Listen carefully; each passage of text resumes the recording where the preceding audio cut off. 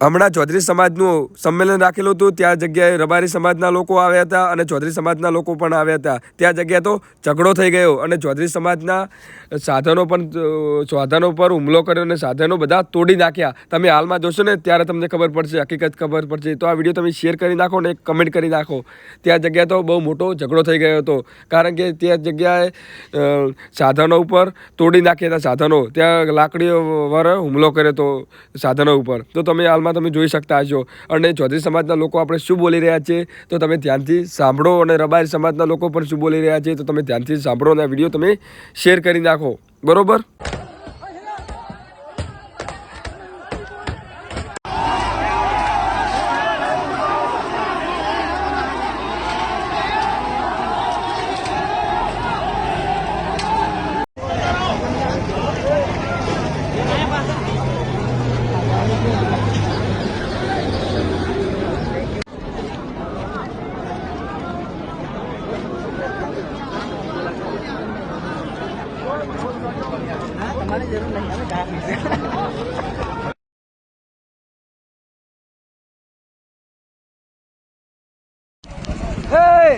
લેજો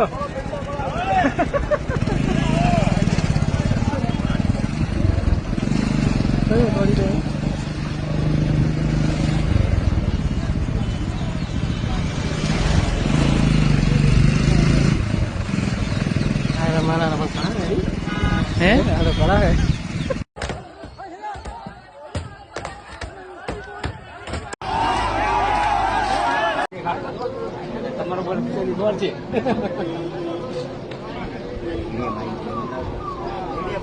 કોઈની ઓલી નથી કરતા, આપણે 18 સમાજને સાથે રાખીને ચાલીએ છીએ, પણ એ લોકો એવા નિવેદન આપે છે કે અમે હથિયાર મૂકી દીધા છે, ચલાવવાનું નથી, ભૂલી ગયા, અમે શું ભાઈ કાઢલા છીએ? પછી એમની એક બેન છે, એ જેવા તેવા નિવેદન આપે છે કે અમારામાં દમ હતો તો અમે અમારી પાછી લઈ આવ્યા, તમે તમારામાં દમ હોય તમારી પાછી લઈ આવો।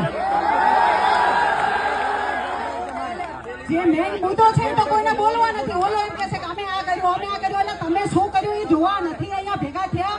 અહીંયા માટે અમે અમારું ઘર મૂકીને આ બધાનું ઘર ને કામ મૂકીને એટલા માટે આવ્યા છીએ કે એક સમાજના દંપતીને ન્યાય અપાવીએ, કોઈની આગળ હાથ ન જોડવા પડે।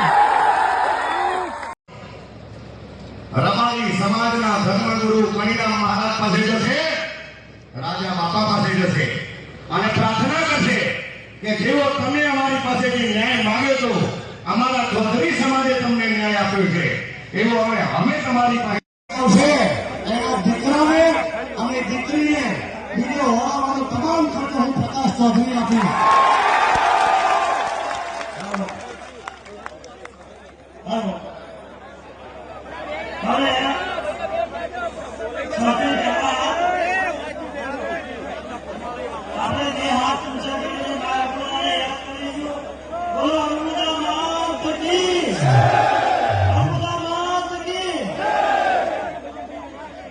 મારા સમાજમાંથી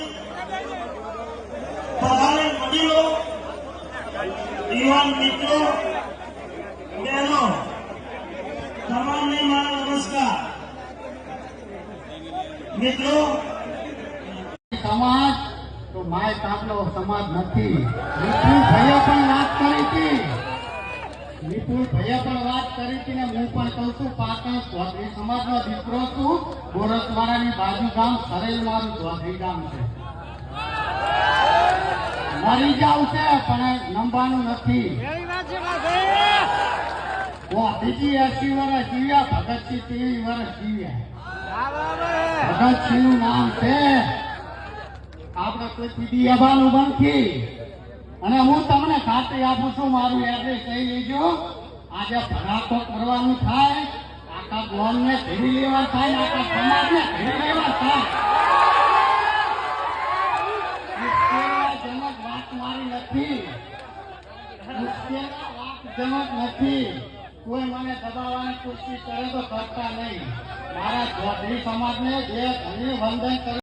હું બાયડની છું, બાયડની બાજુમાં એક વાત્રક ગામ છે, ત્યાં નર્સિંગ કોલેજ છે, ત્યાં અમારા તલોદની એક દીકરી, એના ભાઈએ વાત કરી કે ભાઈ મા બાપને ખબર નથી હોતી, તો હું તમને આનો એક દાખલો આપું છું। કે બાયડ પોલીસ સ્ટેશન થી આપણો ચૌધરી પીઆઈ હતો, એનો ફોન આવ્યો કે ભાઈ બેન આ તલોદની દીકરી છે ને એને બારોટના છોકરા જોડે મેરેજ કર્યું છે. એના મા બાપને જાણ કરી, ત્યાં સુધી એના મા બાપને ખબર નથી. એના મા બાપ એવું કહેતા હતા કે અમારી છોકરી હોસ્ટેલમાં રહીને કોલેજમાં ભણે છે. તો આ પણ આપણે એક વિચારવા જેવી બાબત છે કે ભાઈ આપણા છોકરા છોકરીઓ શું કરે છે એની જવાબદારી તો એક માતા પિતાની જ છે. તો આ રીતે બીજા ઘણા વક્તાઓ છે. તો આપણા સમાજનું કામ કરીએ. સમાજનું એક સંગઠન બનેલું છે, તો આપણા સમાજના સંગઠનને સપોર્ટ કરી અને સમાજના સંગઠનમાં જોડાઈએ અને સમાજ માટે કામ કરીએ. અમારા જેવી બહેનો, શીતલબેન જેવી બહેનો જો સમાજનું 24 કલાક અર્પણ કરતો હોઈએ તો તમારા જેવા ભાઈઓ જો આમાં સપોર્ટ કરશે તો દરેક સમાજને આપણી આગળ નમવું પડશે અને દરેક સમાજ આપણા જોડે રહેશે અને આપણા સમાજને ન્યાય મળે, કોઈનું મન દુઃખ ના થાય એ રીતે આપણા સમાજનું કામ કરવાનું છે અને એમાં અમે બધા સાથે છીએ. અને ભાઈઓ આજે બધા આપણે એક એવું સંગઠન બનાવો કે આપણા સમાજની વાત આપણે મૂકી એના દીકરાને અને દીકરીને બીજો હોવાનો તમામ ખર્ચો હું પ્રકાશ ચૌધરી આપી.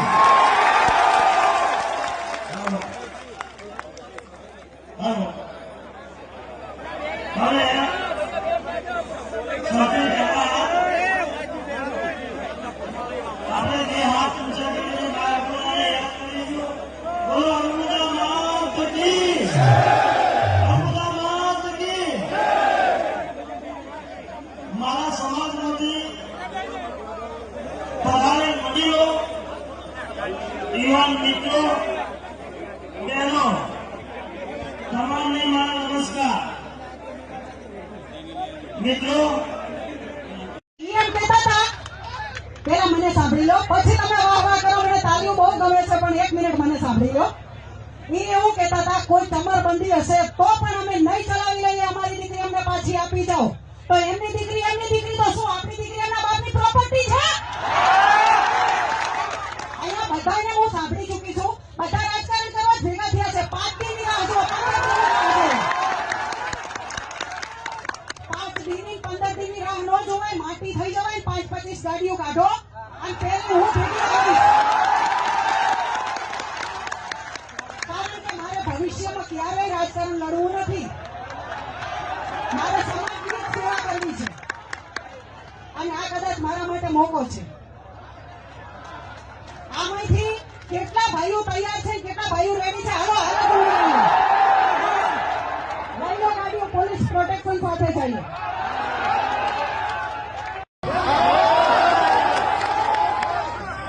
જે મેઇન મુદ્દો છે એ તો કોઈને બોલવા નથી. ઓલો એમ કે છે કે અમે આ કર્યું, એટલે તમે શું કર્યું એ જોવા નથી અહીંયા ભેગા થયા.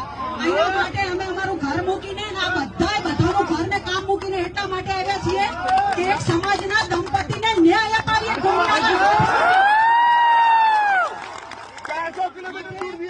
25 કલાકનો કોઈ ટાઈમ એવો નથી. 5-25 ગાડીઓ કાઢો અને મારા ભેગા હાલો. આપણે બતાવો